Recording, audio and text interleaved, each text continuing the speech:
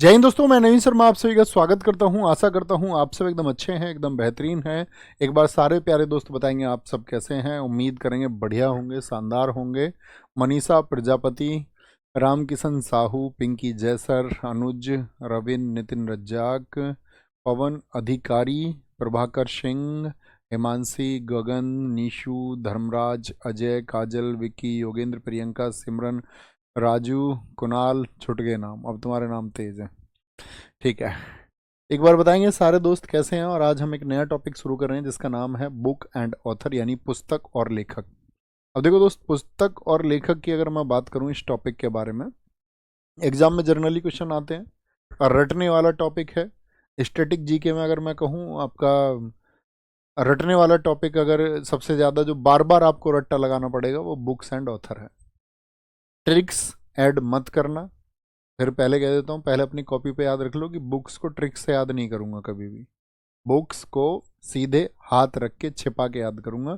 जैसे बचपन से बोलते थे, एक बार नाम पढ़ूंगा, हाथ रखूंगा दूसरी साइड, उनका छुपाऊंगा, फिर बोलने का प्रयास करूंगा, नहीं याद आएगा तो हाथ हटा के देख लूंगा, फिर छुपा लूंगा, फिर बोलूंगा। जब तक पूरा पेज मैं हाथ छिपा के नहीं बोल दूंगा तब तक मैं ये नहीं समझूंगा कि मैं एक बार याद कर चुका हूँ।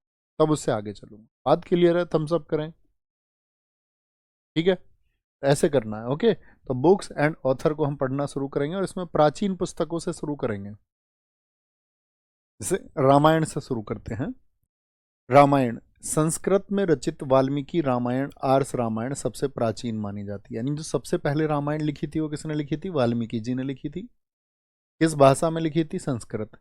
देखो, प्राचीन जो रचनाएं हैं, जो बहुत प्राचीन भारत की रचनाएं हैं, वो ज़्यादातर संस्कृत में ही हैं। क्योंकि सभी भाषाओं की जननी को सी है दोस्तों, वो संस्कृत है। कहते हैं सभी भाषाएं इससे होकर के जन्मी है। जैसे संस्कृत से आपका वैदिक धर्म की आपका बौद्ध धर्म पाली है। ठीक है, जैन धर्म की प्राकृत भी इसी से जन्मी है। हिंदी की जितनी भी प्रमुख बोलियां हैं या अन्य चीज़ें, वो भी संस्कृत से जन्मी है ना। तो हिंदी मतलब ये कहेंगे कि हम उसकी भी आदि जननी संस्कृत है। तो पहले प्राचीन भारत में संस्कृत का बहुत प्रयोग होता था। इसको अवधी भाषा में तुलसीदास जी ने लिखा। अवधी क्योंकि अवध क्षेत्र के पास की भाषा थी, अयोध्या के आसपास की। तुलसीदास जी ने इसको लिखा। ठीक है, मुगल काल के समय थे तुलसीदास जी। रामायण में 24,000 श्लोक हैं, 500 उपखंड हैं, 7 कांड हैं। पूरी रामायण बटी हुई है भगवान श्री राम के बचपन, बालकांड से लेकर के अयोध्या कांड, अरण्य कांड, सुंदर कांड, किष्किंधा कांड, लंका कांड और उत्तर कांड अंतिम कांड है। इंपॉर्टेंट बात देखनी है, रामायण को इंग्लिश में किसने ट्रांसलेट किया था? इंग्लिश में खूब पढ़ी गई, RTH ग्रिफिथ। क्या नाम है भाई साहब? एक नाम बोलना है बस इस स्लाइड पे आपको, एक नाम नहीं भूलना है। क्या बोलेंगे आपका? वाल्मीकि सब जानते हैं, वाल्मीकि ने लिखा। अवधि में तुलसीदास जी ने लिखी, हम जानते हैं। एक चीज हमको नहीं भूलनी है, रामायण का इंग्लिश में ट्रांसलेशन किसने किया? RTH Griffith. RTH Griffith. ठीक है, रामायण का फारसी में अनुवाद। अब देखो, फारसी में जो भी ट्रांसलेशंस हुए उनके लिए सबसे ज़्यादा कहा जाता है कि अकबर ने उन ट्रांसलेशंस को कराया। क्योंकि अकबर चाहता था कि भाई जो भारत का ज्ञान है ये पहुँचे। ठीक है, फारसी भाषा में होके फारस के क्षेत्रों तक, मिड एशिया में प्रचारित प्रसारित हो। तो अकबर तो इसके लिए अपना एक डिपार्टमेंट बनाता है, अनुवाद विभाग। अनुवाद विभाग बनाता है। ठीक है, बहुत बढ़िया। तो उसके समय पे जितने भी आपका ट्रांसलेशन हुए वो अब्दुल कादिर बदायूनी ने बनाए। सर मैं नोट्स को जैसे इसमें लिखा हुआ है ऐसे ही लिख लूँ? हाँ बिल्कुल ऐसे ही लिखना है। नोट्स ऐसे ही लिखा करो जैसे इसमें लिखते हैं। ओके, अतिरिक्त बातें करते हुए कोई नहीं मिलना चाहिए। इसके अलावा अतिरिक्त बातें हुए करते हुए कोई नहीं मिलना चाहिए, सिर्फ क्लास पे फोकस। ठीक है, और ऐसे हाथ रख लेना एक तरफ, जो ये दिखे ना, तो अपनी कॉपी, फोन ऐसे होगा ना तो इस पर कॉपी रख लो, कॉपी एक तरफ कॉपी रख लो, उसको बोलेंगे वापस। रामायण का उर्दू में अनुवाद राणा लखनवी, क्या बोलोगे? राणा लखनवी ने किया। फारसी इंपॉर्टेंट है। बांग्ला में कीर्तिवास ओझा ने। तमिल में रामायण को किसने? तमिलनाडु में फिर इसको ट्रांसलेट किया गया। बहुत सारे ट्रांसलेशंस हुए और कहानी भी बदली है कई बार। तो रामायण की अलग अलग जगह जगह अलग अलग कहानियां हैं, कंटेक्स्ट बदल दिया गया है। तेलुगु भास्कर, कन्नड़ कुमदेंदु, नेपाली में भानुभक्त आचार्य, ये इसके कुछ ट्रांसलेशंस हैं। महाभारत महाभारत को किस नाम से जानते हैं हम? भारत जय या जय संहिता। प्राचीन पुस्तक है, रचयिता इसके वेद व्यास थे। महाभारत का फारसी में जो अनुवाद हुआ वो रजमनामा के नाम से हुआ। रजमनामा मतलब युद्ध की पुस्तक, और ये भी किसने किया? बदायूनी ने, लिखा हुआ है, सॉरी। तो यानी कि आप देख रहे हैं फारसी में जो ट्रांसलेशंस हो रहे हैं प्राचीन पुस्तकों के, तो वो किसके टाइम पे हो रहे हैं? तो राजा कौन है ये याद रखना है। राजा कौन है ये बताओ पहले फटाफट से। तो आप कहेंगे राजा तो है भैया आपका अकबर, और उसके दरबार में अनुवाद विभाग का प्रमुख कौन था? अब्दुल कादिर बदायूनी। ठीक है, बहुत बढ़िया, ठीक आंसर दिया एकदम से आपने। अनिकेत भाई सही आंसर है, बहुत बढ़िया।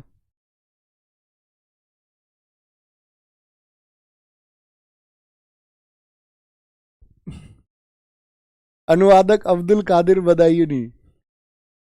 महाभारत अंग्रेजी अनुवाद। अरे भाई दाढ़ी कटवाना कोई अपराध थोड़ी है, ये तो बताओ।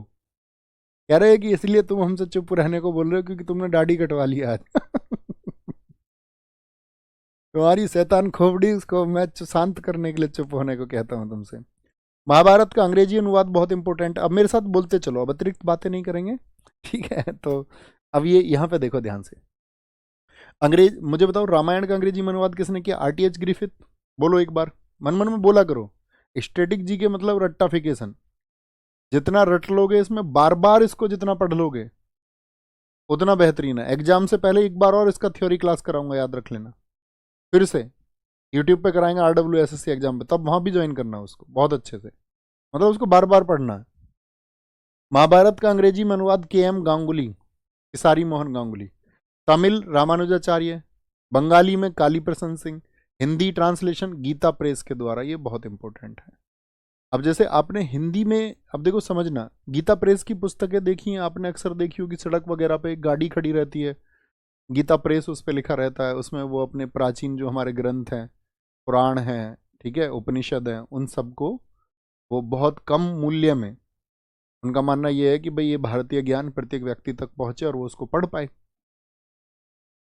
तो उसके लिए गीता प्रेस देखिए ना। तो जितने भी हिंदी में ट्रांसलेशंस हैं, जैसे रामायण का नहीं बताया हमने आपको भी ट्रांसलेशन किसने कराया, तो आपको लॉजिक लगाना है।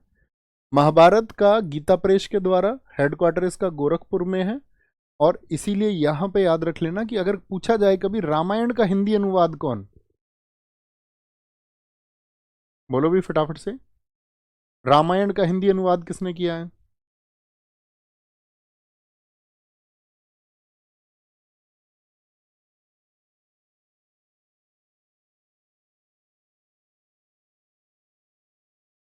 बहुत बढ़िया।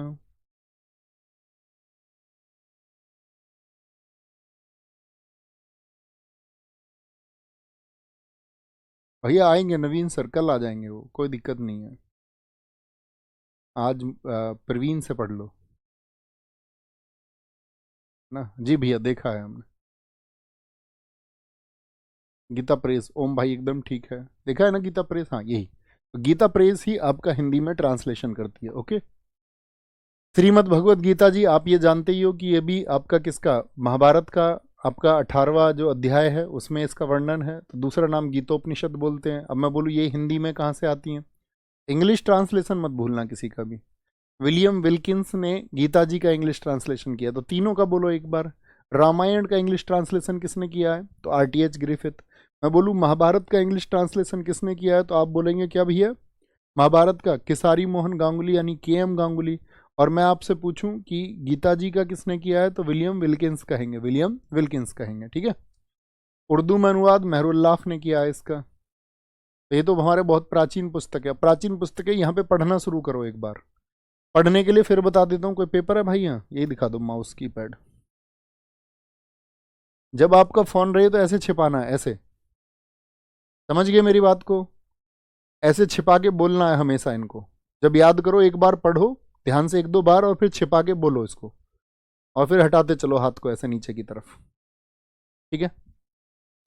अष्टाध्यायी पाणिनि, महाभाष्य पतंजलि, इन्होंने योग शास्त्र भी लिखा। बुद्ध चरित असव घोष, महाविभाषा शास्त्र वसुमित्र, स्वपनवास वदत्ता नामक पुस्तक भास ने लिखी। कामसूत्र वात्स्यायन ने, कुमार संभवम कालिदास।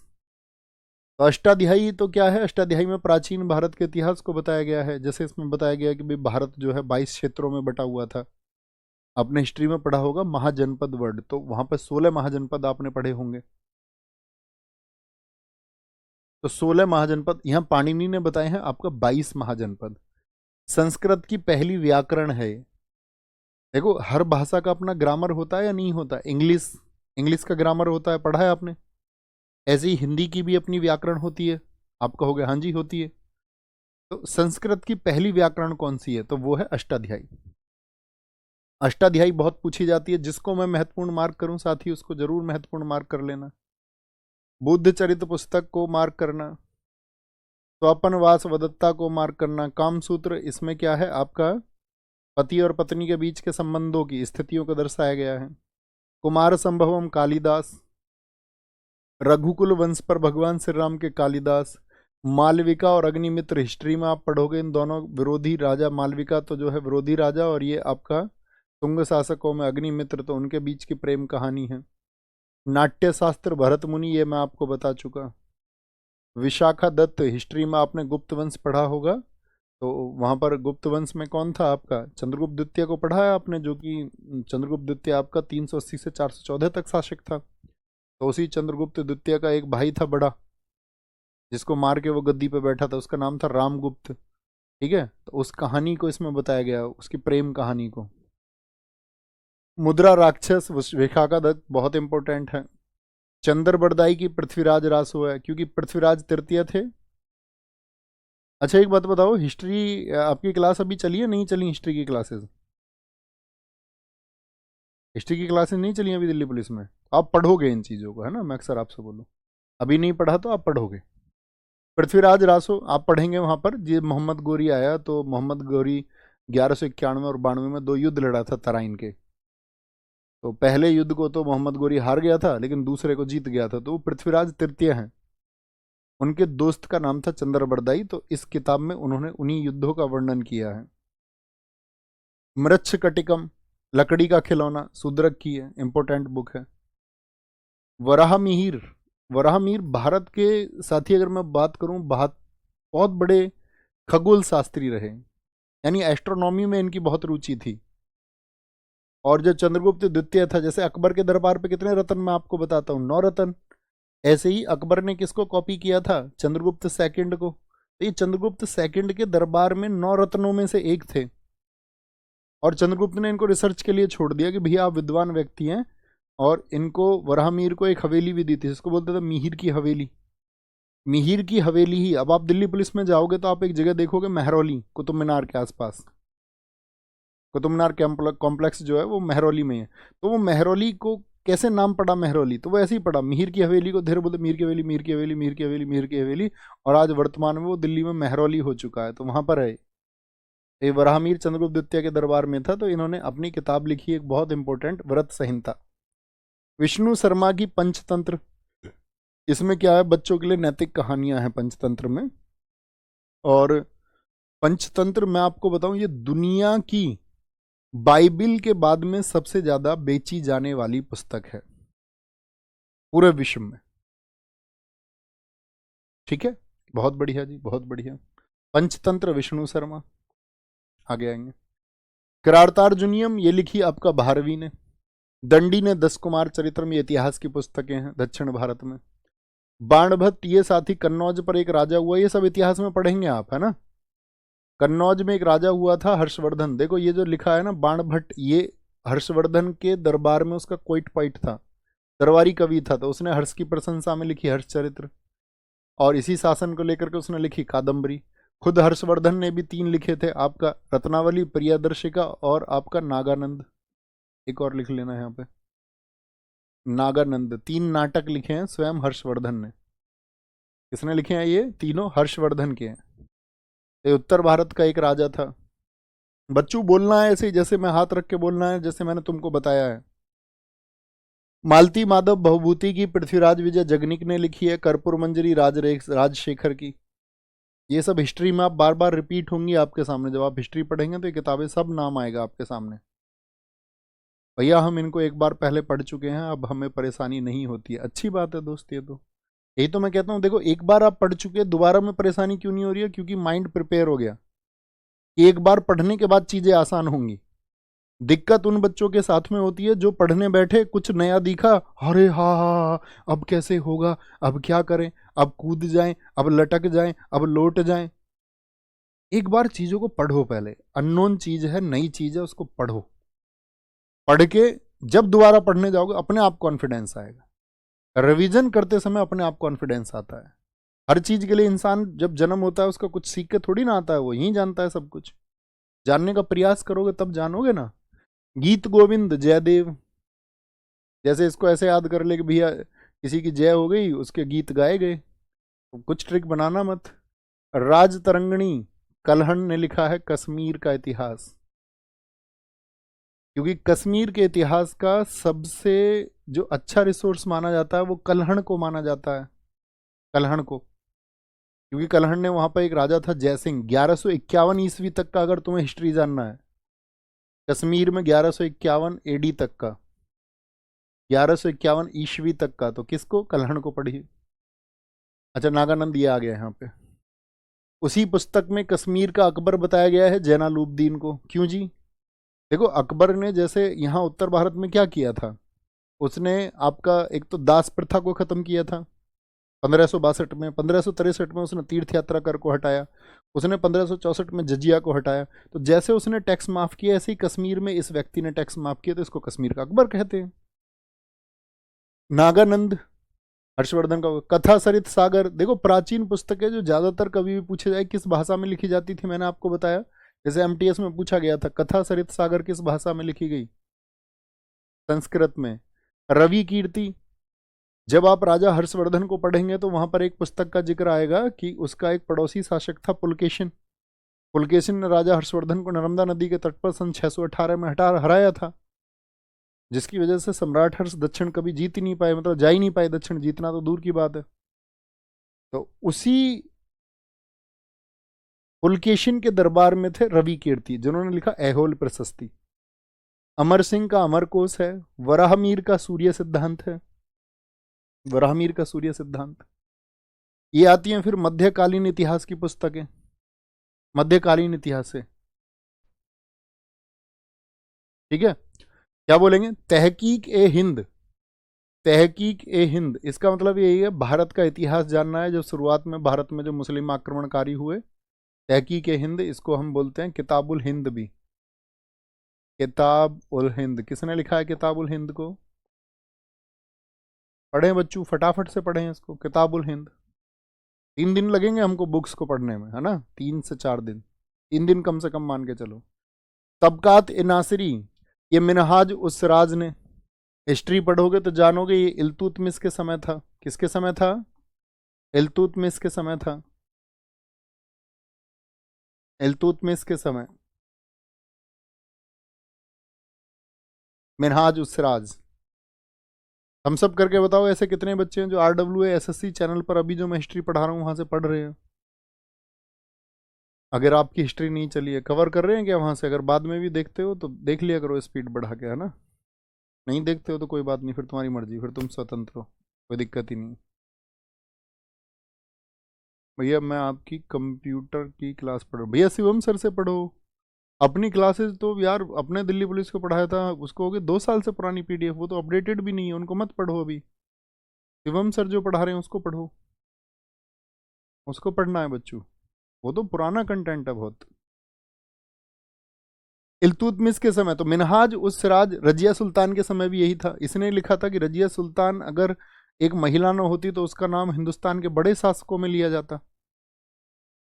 लैला मजनू किरान उस सादेन, दिल्ली सल्तनत के दौरान अमीर खुसरो रहा 8 सुल्तानों के टाइम पर, 8 सुल्तान इसके टाइम पर बदले।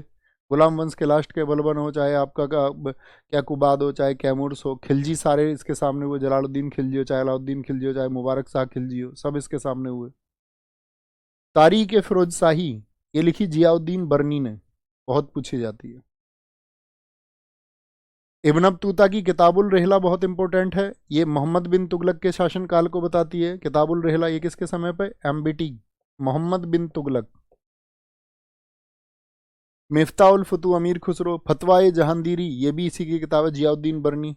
अगर किसी को मध्यकालीन भारत का इतिहास जानना है तो बरनी एक अच्छा सोर्स है, बरनी को पढ़ा जाए, इन दो किताबों को पढ़ा जाए, है ना, तारीख फिरोज शाही को और फतवाए जहांदारी को। ताजुल मासिर, बेटा आप यहाँ स्टैटिक जीके का क्लास करने आए थे या मैथ पूछने आए थे? कोई मतलब उस, आप खुद को सिलेक्शन से दूर भेज रहे हैं बस, और कुछ नहीं कर रहे हैं। कह रहा सर मैथ में कैसे करूं, थोड़ी देर बाद ये पूछने लगेगा सर जी घर में बात कैसे करूं अपने में। बेटा आप अभी तक अगर यही नहीं जान पाए हो कैसे करें तो कैसे बात बनेगी। कुछ ऐसे काम होते हैं जो खुद ही समझने पड़ते हैं। कल को आपकी शादी भी होगी, बाकी समझ जाओ, हर चीज पूछी नहीं जाती है, स्वयं विवेक की बातें भी होती हैं कुछ। जब तक किसी विषय को करोगे नहीं तब तक वो कैसे होगा, बुद्धू ही बने रहोगे पूरी जिंदगी। थोड़ा सोचो, खुद से सवाल करो, खुद से, किसी और से मत करो। आप बाहर की तरफ सवाल फेंक रहे हैं इसीलिए बौद्धिक नहीं हो पाते हो। अपने अंदर की तरफ उन सवालों को भेजोगे तो बौद्धिक हो जाओगे, ये अपने आप डेवलप हो जाएगा। लेकिन ये कुछ आया उसको तुरंत बाहर फेंक दो तो तुम्हारे पास कहाँ रहा। कोई सवाल कोई जिज्ञासा पैदा हुई तुरंत बाहर फेंक दो उसको, तो तुम्हारे पास तो बची नहीं। ऑब्जर्व करो, सोचो, अच्छा मैथ मुझे नहीं आता है तो करना पड़ेगा, सीधा सा सॉल्यूशन है। और कोई सॉल्यूशन नहीं है बच्चों, और कोई सॉल्यूशन नहीं है मेरे भाई। हर चीज को करना पड़ेगा, हर एक काम मन लगाना पड़ेगा। अपने फादर साहब के बारे में सोचो ना, वो बोलते मेरा मन नहीं लग रहा है।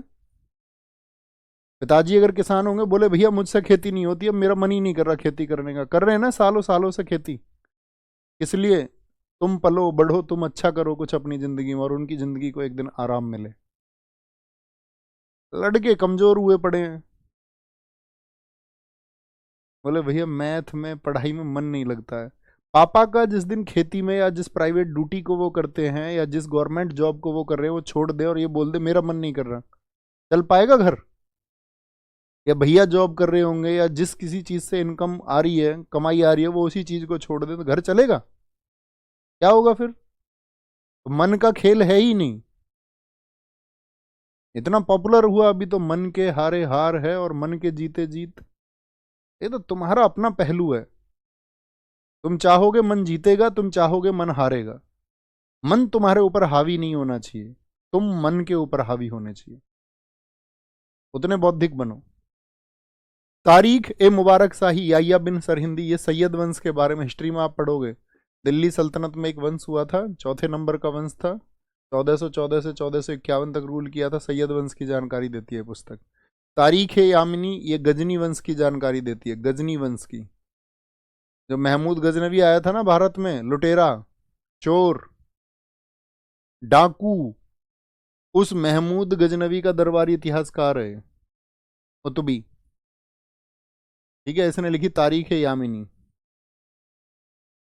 मुगल काल में, मुगल काल की स्थापना 1526 में, पानीपत के पहले युद्ध को जो जीतता है वो बाबर। अभी हिस्ट्री शुरू नहीं हो रही है तो इतने यहाँ से मतलब वो मैं बोल रहा हूँ ना आपसे, देख लिया करो इसको, तो सब चीजें फिर तो कॉन्सेप्ट ही क्लियर हो जाएंगे सारे।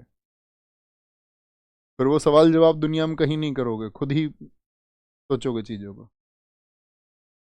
तुझु के बाबरी, बाबरनामा किसने लिखी है? बाबर ने। किस भाषा में लिखी थी ये? चगताई तुर्क में। इसमें लिखी चगताई तुर्क में,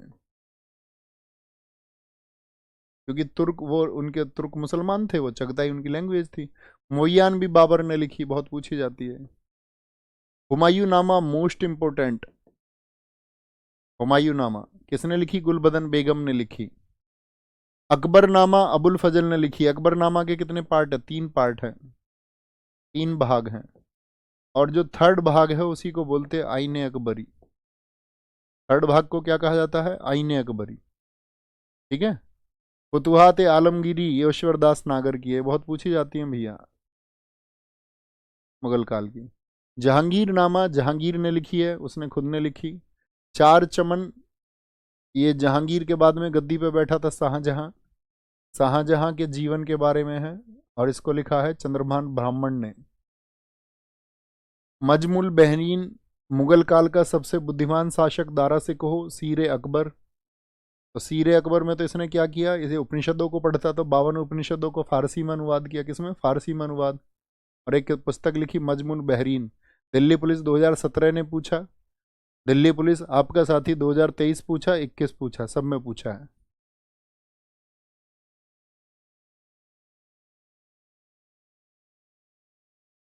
आप भी आ रहे हैं सर बिहार 4 को, तुमने बुलाया ही नहीं है, बुलाते तभी तो आते तुम, अब तुमने बुलाया नहीं तो कैसा आए फिर। बिना आमंत्रण बिना निमंत्रण के आना सही बात है? आमंत्रण पे ही आना सही नहीं है और निमंत्रण पे तो बिल्कुल सही नहीं। आमंत्रण निमंत्रण का अंतर समझते हो? आमंत्रण सिर्फ आने के लिए बुलाना, निमंत्रण दावत के लिए बुलाना। लीलावती फैजी, ये अबुल फजल जो है ना, अकबर के नौरत्नों में मैथ्स का टीचर था, ये अबुल फजल का भाई है फैजी, उसने लिखी है लीलावती, गणित की पुस्तक है ये। फतवाए आलमगीरी निजामुद्दीन अहमद, पादशाहनामा हमीद लाहौरी, हमीद नहीं हमीद लाहौरी, अब्दुल हमीद लाहौरी। मुंतखाब उल तकारीख, ये बदायूनी की है, यही बदायूनी जो अभी अकबर के टाइम पे आपका किसका अनुवाद विभाग का अध्यक्ष था। स्वतंत्रता संग्राम के समय की पुस्तकें। सर ये किताबें अभी कहाँ पर हैं बेटा? ये तुम्हें कहीं भी मिल जाएंगी, जहां आप चाहेंगे मार्केट में मिलती हैं सब किताबें टोटल। सत्यार्थ प्रकाश, दयानंद सरस्वती, हिस्ट्री में आप पढ़ेंगे, इन्होंने एक नारा दिया, आर्य समाज की स्थापना की इन्होंने 1875 में। जो मैं अतिरिक्त बातें बता रहा हूँ इनको मत नोट करने लग जाना, यहाँ पे सिर्फ फैक्चुअल रहना बुक्स के लिए, ये सब बातें आप हिस्ट्री में पढ़ लोगे। 1875 में इन्होंने बुक्स लिखी, दयानंद सरस्वती जी ने, कौन सी, आर्य समाज, और उसमें एक बात कही, वेदों की ओर लौटो। तो फर्स्ट एडिशन लिखा इन्होंने 1875 में हिंदी में, और दूसरा एडिशन मतलब दूसरा संस्करण आया 1882 में। गीतांजलि और गोरा किसने लिखी है? रविन्द्रनाथ टैगोर ने। गीतांजलि के लिए ही रविन्द्रनाथ टैगोर जी को क्या मिला 1913 में? कौन सा पुरस्कार मिला था बताओ? Nobel prize. किस कैटेगरी में? जब नोबेल प्राइज आपको पढ़ाएंगे तब बताएंगे इस बात को, जब पुरस्कार पढ़ेंगे हम सारे। तो इनको 1913 में साहित्य के लिए, और ये भारत के पहले व्यक्ति है नोबेल पाने वाले, या मैं कहूं एशिया के भी पहले व्यक्ति है नोबेल पाने वाले। ठीक है, Rabindranath Tagore. Postmaster, the post office, stray birds vocation, Kabuliwala इनकी बहुत इंपॉर्टेंट बुक है। द पोस्ट ऑफिस इनकी बहुत इंपॉर्टेंट बुक है। बच्चों जब रिवीजन करो ना लगातार बोलो इनको, तो जो इंपॉर्टेंट है उनको विशेष ध्यान रखना, अपनी कॉपी पे जो नोट्स बनाओ तो अंडरलाइन रखना इनको। सिपाही म्यूटिनी 1857 में जो विद्रोह हुआ था उसको लिखना, आरसी मजूमदार ने लिखा है, गवर्नमेंट की तरफ से। 1857 के संग्राम का ये साथी आपका एक गवर्नमेंट हिस्टोरियन थे, सरकारी इतिहासकार हैं। ठीक है, भैया औरंगजेब के बारे में किसी ने नहीं लिखा, अभी नहीं बताया। आलमगीरी पुस्तक, ईश्वरदास नागर, आलमगीर उसी का नाम है। चलो, a nation is making, Surendranath Banerjee.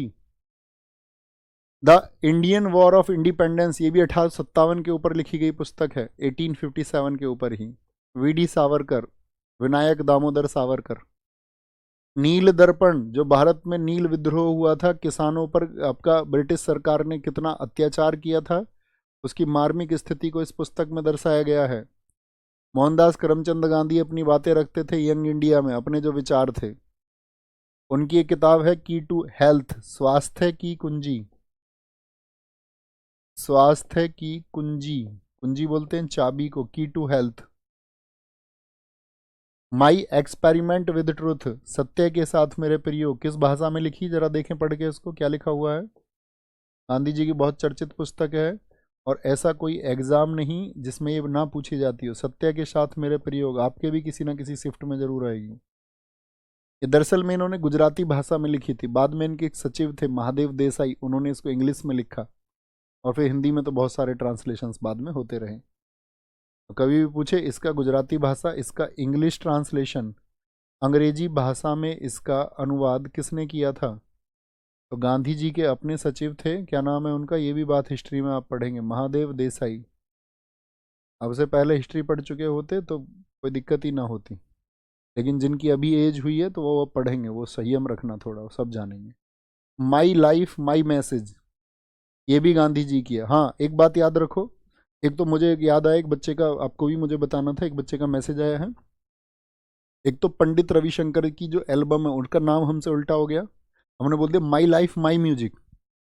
तो एक बार थम्स अप करो, कागज पे लिख लो, पंडित रविशंकर जब हमने आपको बताए हैं क्या, जब हमने बताए आपको वहां पर, उनको हमने पढ़ा होगा उनको हमने पढ़ा होगा आपका वाद्य यंत्रों में, म्यूजिकल इंस्ट्रूमेंट्स में। तो वहां जाना, वो उल्टा लिखा होगा माई लाइफ माई म्यूजिक, तो आपको लिख लेना है उसको माई म्यूजिक माई लाइफ। लिख लो अभी अपनी कॉपी पे माई म्यूजिक माई लाइफ। एक तो ये कन्फ्यूजन है बच्चों को, एक कन्फ्यूजन था आपका, दूसरा लिखो, एक कन्फ्यूजन है दिल्ली घराने के संस्थापक का कई बच्चों को। देखो मम्मन खान को भी माना जाता है क्योंकि उन्होंने प्रचारित प्रसारित किया, लेकिन एक नाम आता है उस्ताद सिद्धार खान का, तो ये भी लिख लो, दिल्ली घराने की संस्था में उस्ताद सिद्धार खान का बहुत बड़ा रोल है, यानी कि बहुत बड़ा सहयोग है। लिख लीजिए संस्थापक सिद्धार खान, सिद्धार खान ना मिले तो मम्मन खान लिखना, नहीं तो सिद्धार खान मिल जाएंगे फिर, ठीक है ना। ये दो बातें बतानी थी। My experiment, my life my message, pathway to God, Hind Swaraj. अब देखो, हिंद स्वराज पुस्तक उन्होंने लिखी, लेकिन एसएससी इसको पूछती है इंडियन होम रूल के नाम से। हिंद को इंडियन कह देते हैं, होम रूल को स्वराज बोल देते हैं, तो ये बहुत पूछी जाती है। Poverty and un British rule of India, इसमें इन्होंने बताया था दादा भाई नेहरू जी ने कि ब्रिटिश सरकार कैसे हमको लूट रही है और कैसे हमारे पैसे को ब्रिटेन से यहां से लेके जा रहे हैं। न्यू इंडिया कॉमनवेल्थ एनिबेसेंट भारत में आई थी, थियोसोफिकल सोसाइटी से जुड़ी हुई थी, जिसको आपका कर्नल ललकार्ट और मैडम ब्लाटावस्की ने बनाया था 1875 न्यूयॉर्क में। ये फिर इंडिया में आई, और इंडिया में फिर भारत के स्वतंत्रता आंदोलन से जुड़ गई थी, ये आयरलैंड की, लेकिन भारत में ही रही फिर। History of Hindu chemistry PC Ray, Soviet Asia Pandit Nehru, whither India Rabindranath Tagore. बहुत बार नाम रिपीट होंगे, ठीक है ना, ध्यान से देखना, उसकी सिमेट्री यही है याद करने की। लेटर्स फ्रॉम रूस Rabindranath Tagore, India wins freedom Abul Kalam Azad.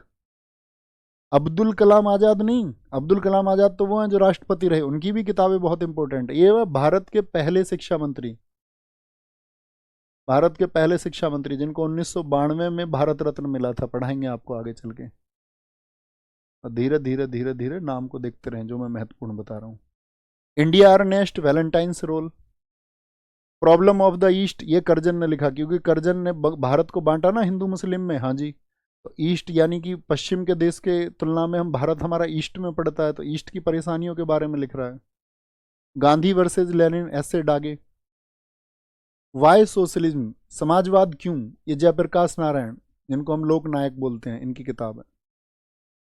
Philosophy of the बम, हमारे जो क्रांतिकारी थे उनको बम बनाना किसने सिखाया, भगवती चरण बोहरा, भगवती चरण बोहरा, तो उन्होंने लिखी फिलॉसफी ऑफ द बम। इन्हीं की वाइफ हैं, हिस्ट्री में जिक्र आएगा उनकी वाइफ का, अब भी सैल्यूट करेंगे, दुर्गा भाभी। उनका जिक्र आता है कि जब क्रांतिकारियों को बहुत कड़ी निगरानी में ब्रिटिश सरकार रखती थी कि भाई कौन किधर मूवमेंट कर रहा था, दुर्गा भागी भी, सब किसी ने सोचा भी नहीं था स्त्रियां भी ऐसे होंगे, तो वो पिस्टल हथियार बॉम्ब इन सब चीज़ों को एक जगह से दूसरी जगह पहुंचा देती थी। उनका भी हमारी क्रांति में बहुत योगदान रहा। गण देवता ताराशंकर बंदोपाध्याय, इंडियन मुसलमान हंटर की है। The Indian struggle and Indian Pilgrim, Subhash Chandra Bose, SC Bose मतलब सुभाष चंद्र बोस, सुभाष चंद्र बोस जी की किताब है, इतनी पूछी जाती है ना, ये तो याद रख लेना बहुत ज़्यादा। द इंडियन स्ट्रगल, लगातार कोई एग्जाम इससे छूता नहीं है। Indian in transition, M N Roy की पुस्तक है, ये आ गया the Indian struggle Subhash Chandra Bose. Indian diary Montagu Chelmsford. History of Hindu chemistry PC Roy फिर से आ गई। गीता रहस्य जेल में लिखी थी बाल गंगाधर तिलक ने, जब वो मांडले जेल में बंद थे, हिस्ट्री में पढ़ोगे इसको भी। Rise of Maratha power, Maharashtra से थे महादेव गोविंद रानाडे, एम जी रानाडे।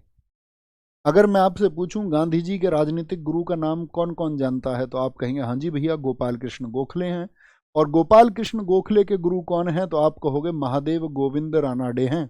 उन्होंने ही लिखा है मराठा पावर, क्योंकि वो महाराष्ट्र से संबंधित थे, rise of Maratha power. Ranade ने।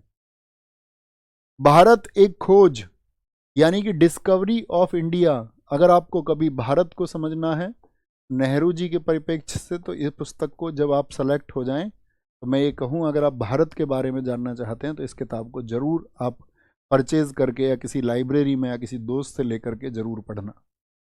भारत एक खोज आपके सिलेक्शन के बाद में मेरी तरफ, मतलब ये समझिए तुम गुरु दक्षिणा यही रहेगी कि आप इस किताब को लेकर के खुद पढ़ेंगे। ठीक है, ओके। भारत एक खोज, discovery of India. Rediscovery of India ये मेघनाथ देसाई ने लिखी है, इसमें कंफ्यूजन हो जाता है कई बार। रीडिस्कवरी ये भी अच्छी किताब है, किताबें बहुत सारी हैं। ठीक है, जब सेलेक्ट हो जाओगे तो वार्तालाप में रहना मेरे साथ में, मैं बताता रहूँगा आपको कौन कौन सी पुस्तकें आपको पढ़नी चाहिए अपने जीवन के लिए। द लाइफ डिवाइन और सावित्री अरविंद घोष ने लिखी है। अरविंद घोष क्योंकि एक आपका साथी सन्यासी प्रवृत्ति के व्यक्ति थे, तो लेटर्स योगा के ऊपर, essays on Gita, the mother, future poetry आदि लिखा। बुद्धा और कार्ल मार्क्स को लिखा है बाबा साहब भीमराव अंबेडकर जी ने। One life is not enough, भारतीय राजनीति के ऊपर लिखी गई एक शानदार पुस्तक। One life is not enough, one life is not enough. Very good बेटा, पढ़ा करो, छोटे बच्चे मत बनो। ब्लॉक कर दो आप, जवाब तो दोगे नहीं, क्या फायदा। ऐसे उछल कूद करते रहोगे छोटे बच्चों की तरह, जिंदगी में एक दिन एक कोने में बैठ के रोओगे। उछल कूद नहीं करनी है, चुपचाप शांति से पढ़ना है। रिक्वेस्ट है मेरी आपसे, मेरे कहने से भी अच्छे बच्चे नहीं बने तो कभी नहीं बनोगे। क्या फायदा होता है इन कमेंट्स का, कुछ होता है क्या? जिसको जवाब देने चाहिए एक दिन वो भी जवाब देना बंद कर देती है, आप कामयाब नहीं हुए तो। ठीक है, आप हमसे जवाब मांग रहे हैं, तुमको तुम्हारी वाली जवाब नहीं देगी, तुमको तुम्हारा वाला जवाब नहीं देगा। मान जाओ बेटा, पढ़ लो। अनहैप्पी इंडिया, जवाब तलब की बात ही नहीं है, सवाल और जवाब की बात नहीं है, बात पढ़ने की है। ये बोलो भैया मैं पढ़ने आया था, मैं पढ़ के जाऊंगा, बात खत्म। अतिरिक्त बात ही नहीं करूंगा कोई। अतिरिक्त बात करने वाले थे तो लबर चट्टू हैं, लबर चट्टू। लबर चट्टू समझ रहे हो, जिसको बस लिखने का और बोलने का काम है, पूरी जिंदगी इसी में गुजार देता है, ना कुछ कर पाता ना धर पाता। सुधार लो खुद को। ठीक है। Unhappy India, Lala Lajpat Rai. बंदी जीवन, सचिंद्र सान्याल भारत में जब बंदी रहे तो उन्होंने लिखा। दुखद भारत भी बोल देता है एसएससी इसको कभी कभी। भारतीय गृह शासन, इंडियन होम रूल, अभी बताया मैंने आपको। भारतीय गृह शासन बोल लो या भारतीय स्वराज बोल लो। इंडिया डिवाइडेड, राजेंद्र प्रसाद जी की किताब है, चर्चित है। Glimpses of the world history, पूरी दुनिया के इतिहास के लिए ग्लिम्पसेस लिखी किसने? नेहरू जी ने। नेहरू जी की बहन Vijayalakshmi Pandit, the scope of happiness. Nation voice, Radha Krishnan. ठीक है। The bunch of old letters, तो ये अपनी बेटी को लेटर्स लिखते थे नेहरू जी। इंदिरा गांधी जी को तो बंच बोलते हैं, लेटर्स का जो गुच्छा हो जाता है। The bunch of old letters कौन? नेहरू जी ने लिखा है। मतलब जो पत्र है, पत्रों का एक समूह अगर हो जाए।